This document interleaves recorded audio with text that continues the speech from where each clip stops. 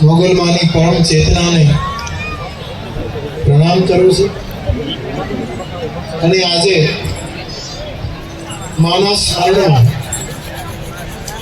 મોગલધામ ભગોડામાં 30નો પરમ ઉત્સવ ઉજવાઈ રહ્યો છે ત્યારે મોગલમાના આશીર્વાદ સ્વરૂપ જે એવોર્ડ અહીંયા અપાયા જુદા જુદા ક્ષેત્રોમાં એ માના આશીર્વાદ રૂપી એવોર્ડ જેમણે પ્રાપ્ત કર્યો એ બધાને હું પ્રણામ કરું છું. આ મંગલ પ્રસંગે પધારેલા સૌ પૂજ્ય ચરણ માતાઓ, સંતો, મહંતો એ બધાને પણ પ્રણામ કરું છું અને આપણા ગુજરાતના, આપણા રાષ્ટ્રના અને અનેક સંસ્થાઓના આપણા વડીલો અહીંયા ઉપસ્થિત છે એમને પણ મારી પ્રસન્નતા વ્યક્ત કરું છું અને આપ સૌ મોગલ સ્વરૂપ આપ સૌને પણ હું આ પરમ ઉત્સવની વધાઈ આપું છું. આપણા માયોભાઈ અને કીર્તિભાઈ અને બંનેને હું જોઉં ત્યારે એમ લાગે कि दो जिस्म मगर एक जान है हम, एक दिल के दो अरमान है हम. માયાભાઈ ને કીર્તિભાઈ ને બધાની સાથે સંબંધ છે, પરંતુ આ બંને મળે ત્યારે તલગાજરડાને કંઈક હૃદયનો સંબંધ વિશેષ દેખાય છે. એવા બંને આ મોગલ સ્વરોને ઉપર માની ખૂબ વિશેષ કૃપા ઉતરે એવી માના ચરણમાં પ્રાર્થના. રામભાઈ અને એમની આખી ટીમ અને આમ ગણો તો બધાની વચ્ચે અને આમ ગણો તો પાછળ રહેનાર બોટાદના એક સમર્થ સાક્ષર જાણ મહેશદાનભાઈ ગઢવી, જેમની સેવાની નોંધ લીધા વગર રહી શકાય એમ નથી. બાપ પોંડિચેરીમાં મહર્ષિ અરવિંદ થયા અને અરવિંદની પાસે વિદેશી એક માતાજી પધાર્યા, દીક્ષિત થયા અને અરવિંદ પછી એમણે અરવિંદનું કાર્ય ચાલુ રાખ્યું. એમણે એવી વાત કરી છે કે આ જગતમાં યુવાનોને 5 વસ્તુની જરૂરત છે અને એ 5 વસ્તુ મારે આપને કહેવી છે. આ શ્રી માતાજીના શબ્દો છે. અરવિંદ દીક્ષિત, અરવિંદ આશ્રિત. એમણે કહ્યું કે ભારત હોય કે વિશ્વ એની યુવાનીને 5 વસ્તુની જરૂર છે. પહેલી વસ્તુની જરૂર છે શ્રદ્ધા. શ્રી માતાજી કહે છે શ્રદ્ધા. બીજી વસ્તુની જરૂર છે શક્તિ. ત્રીજી વસ્તુની જરૂર છે સન્મતિ. ચોથી વસ્તુની જરૂર છે ભક્તિ અને 5મી વસ્તુની જરૂર છે વિરક્તિ. આ શ્રી માતાજીના શબ્દો છે. બાપ, હું આવું છું ત્યારે સતત યુવાનોને જ જોઈ રહ્યો છું. યુવાનો સિવાય યુવાનો કોઈને જોતો જ નથી. આવી યુવાન સભા હું આખી દુનિયામાં ફેર્યો છું. કેવલ શ્રદ્ધાના બળથી આવતી આવી યુવાન સભા મેં બહુ જોઈ નથી. તો માં મોગલ બિરાજે છે અને આ માતા જ આપણને આ 5 શક્તિ આપી શકે એવી શ્રી માતાજીની વાત છે. આપણને શ્રદ્ધા કોણ આપશે? પરાંબા, જગદંબા, પાર્વતી, દુર્ગા અને એના અનેક રૂપો જે આપણી પાસે છે એમાંનું મોગલ સ્વરૂપ. આપણને શ્રદ્ધા કોણ આપશે? મોગલમાં આપશે. શ્રદ્ધાની ભિક્ષા બાપ પાસે નહીં મળે. બાપ પાસેથી કદાચ વિશ્વાસની ભિક્ષા મળશે, પણ મા પાસેથી શ્રદ્ધાનો જ ટુકડો મળશે. અને શ્રી માતાજી કહે છે કે આ માં, હું આવું જ્યારે વર્ષે આવું ત્યારે જોઉં છું બીજાને જે લાગતું હોય તે, પણ અહીંયા જે અજવાળું છે ત્યાં લાઈટનું તેજ નથી. ઓલી તેજસ્વીની બેઠી છે એનો આ લાઈટ છે. એક નાનું એવું ફળું માતાજીનું જે અહીંયા બિરાજે છે એનું જે તેજ છે એનો આ બધા પ્રકાશ છે. એમાં આપણે બધા પ્રકાશિત છે. તો માતા કહે છે કે શ્રદ્ધાની જરૂર છે અને મા વગર શ્રદ્ધા કોણ આપી શકે? તો આ જગતની યુવાનીને શ્રદ્ધાની જરૂર હોય એટલે મા આપશે. બીજી, આપણા દેશનો કે વિશ્વનો યુવાન કમજોર ન થવો જોઈએ, નબળો ન થવો જોઈએ. એ વિદ્યાવાન, બુદ્ધિમાન અને બલવાન હોવો જોઈએ. એ યુવાનની શક્તિ માટે પણ આ મોગલને શરણે જ જવું પડશે, અથવા તો માના જે સ્વરૂપોના આપણે ઉપાસકો છે એને શરણે જવું પડશે, તો શક્તિ પ્રાપ્ત થશે. ત્રીજું, આપણને સન્મતિની જરૂર છે, સદબુદ્ધિની જરૂર છે. અમારે રામાયણમાં લખ્યું છે કે તાકે જુગપત કમળ બનાવો, જાસુ કૃપા નિર્મલ મતિ પાવો. આપણને બુદ્ધિની જરૂર છે અને બુદ્ધિ પણ મોગલ જ આપણને ભિક્ષામાં આપી શકે. ચોથી વસ્તુ, આપણને ભક્તિની જરૂર છે. આ માયો ભાઈ, એમની આખી ટીમ અને આપ સૌ મારા છોરું જે સતત શબ્દ વેશદાન બાપુ વાપરે છે. માયાભાઈના રાજકીય સંપર્કો, સામાજિક સંપર્કો, ધાર્મિક સંસ્થાઓના સંપર્કો, નાના મોટી સંસ્થા હોય કે કોઈ મોટી સંસ્થા, બધાની સાથે એનો હૃદયનો જે જોડાણ છે એને લીધે તો બધા અહીંયા આવે જ છે શ્રદ્ધાળુ. પણ મારી દ્રષ્ટિએ, તલગાદીની દ્રષ્ટિએ અહીંયા જે આ પૂર આવે છે એ કેવલ અને કેવલ શ્રદ્ધાને લઈને. શ્રદ્ધા સિવાય બીજું મને કંઈ નથી જોતો. એને અહીંયા માનો પ્રસાદ લેવાની શ્રદ્ધા છે, એનો અહીંયા કોની વંદના થાય છે એનું દર્શન કરવાની શ્રદ્ધા છે. એની શ્રદ્ધાને લીધે એના નાના મોટા કામો પણ થતા હશે, એની નોંધ કોણ લેશે?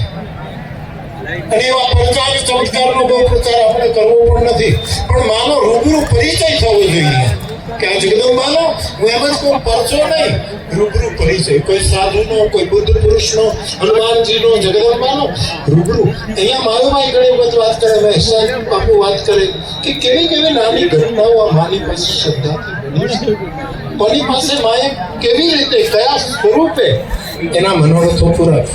આનો એક આખો ગ્રંથ તૈયાર કરી શકે. પણ આટલું બધું શ્રદ્ધાનું જે યુવાનોનું છે એ ભક્તિથી આવે છે, અને આ ભક્તિ આપણને મા પૂરી પાડશે. અને ધીરે ધીરે ધીરે ધીરે આપણી ઉંમર વધશે, આપણી શ્રદ્ધા વધશે. તો આદિમાં શ્રદ્ધા અને છેલ્લે વિરક્તિની જરૂર પડશે.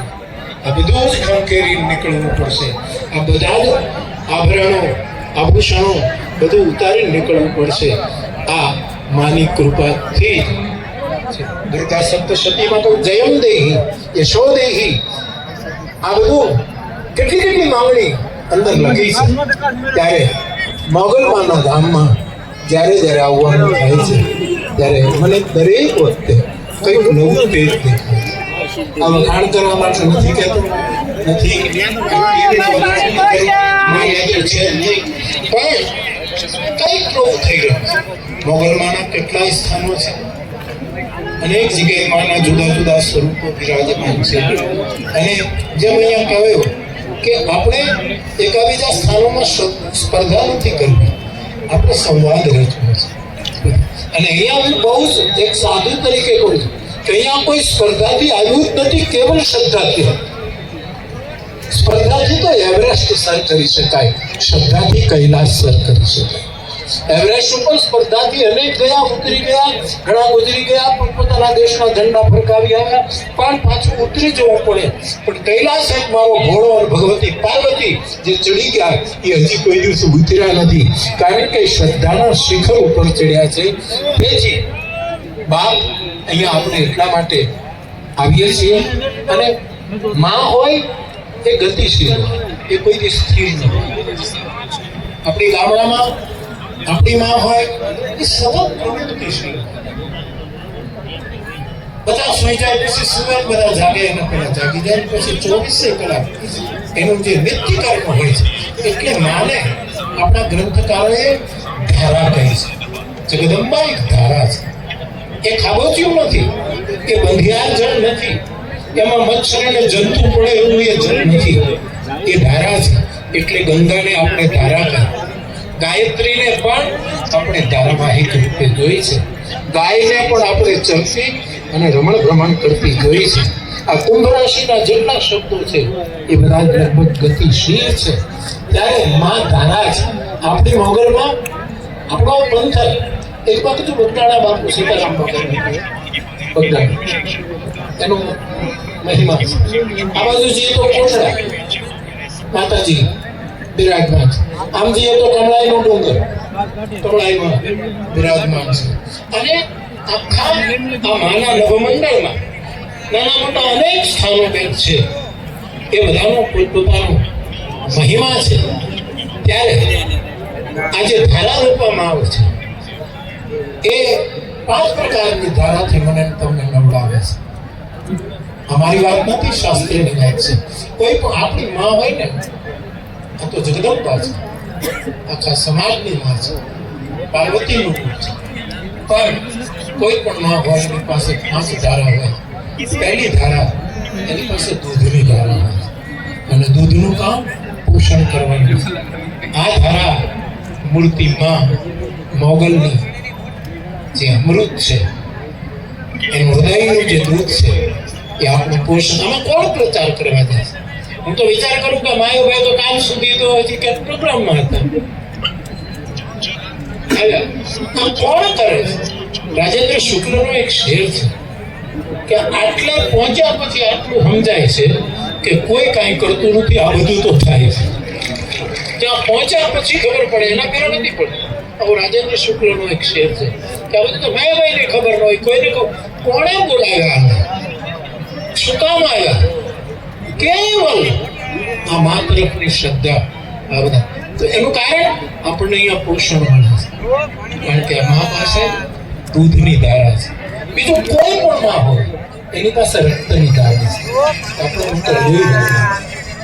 પછી કોઈ પણ ક્ષેત્રની જગદંબા હોય એણે વિશ્વ માટે રક્ત ધારા ખવડાવી. તો બીજી ધારા માની એ પહેલા કાપી નાખે, મારી નાખે, એમ લોહી વળે. એ પોતાનું લોહી લડાવતી હોય છે બીજાને સજીવ કરવા, અને એને કારણે અનેક રક્ત બીજો પણ ઉભા થતા હોય છે.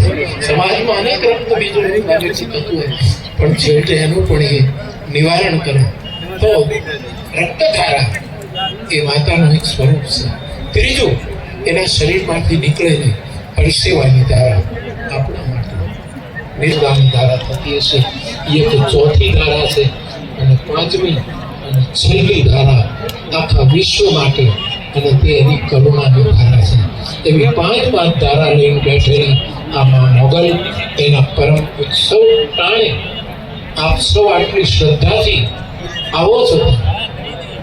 માયાબાઈને એમની ટીમને મા ઉપર શ્રદ્ધા અને બાપ ઉપર વિશ્વાસ, આવું હું જોઈ રહ્યું છું કે મહાદેવ જગતનો બાપ પરમાત્મા, એના ઉપર વિશ્વાસ. આ બધી શ્રદ્ધાનો મેળો છે. અને આટલી શાંતિ, આટલી ફરી એક વાત કહું છું સાહેબ, હું આખી દુનિયામાં 80 વર્ષથી ફરું છું સાહેબ, એટલે 70 વર્ષથી તો ચોક્કસ, પણ આટલી યુવાની મોગલને ફળીએ જોઈ છે. આમાં કોઈ વૃદ્ધ તો દેખાતું જ નથી. એને કદાચ થોડાક આવ્યા છે જુવાન થવા માટે આવ્યા છે, કારણ કે એને વૃદ્ધ થવું નથી, એને ગુજરવું નથી. એને આવા કેટલાય પરમ ઉત્સવો નિહાળવા છે, અને એની પેઢીઓને કહેતા જવું છે કે આ ઇતિહાસની એક આધ્યાત્મિક ઘટના અહીંયા સર્જાય છે. ખૂબ જ એક સાધુ તરીકે મારી પ્રસન્નતા વ્યક્ત કરું છું. માં આપણને સૌને બળ આપે. અને બીજું, આ સંસ્થા જે મહેશદાન બાપુ કહેતા હતા કે બીજી કેટલી સામાજિક પ્રવૃત્તિ કરે, આ કરવું, આ કરવું, આ કરવું, આ કરવું, આ કરવું, જે મોટી મોટી સંસ્થાઓ ન કરી શકે એવું ભગોડું કરી શકે. આ ભગોડું નથી, માનું બાવળું છે, થોડું ભગોડું છે. અને આટલું મોટું સેવા કાર્ય અહીંથી થઈ રહ્યું છે. એની ખૂબ જ એક સાધુ તરીકે પ્રસન્નતા વ્યક્ત કરીને આપણા સૌ ઉપર માની વિશેષ કૃપા ઉતરે. આપણી શ્રદ્ધા વધે, આપણી શક્તિ વધે, આપણી ભક્તિ વધે, આપણી સન્મતિ વધે, અને છેલ્લે આપણી વિરક્તિ વધે. એવી માના ચરણમાં પ્રાર્થના કરીને મારો અતિશય આનંદ વ્યક્ત કરું છું. આપ સૌને મારા પ્રણામ. જય સિયારામ, જય માતાજી.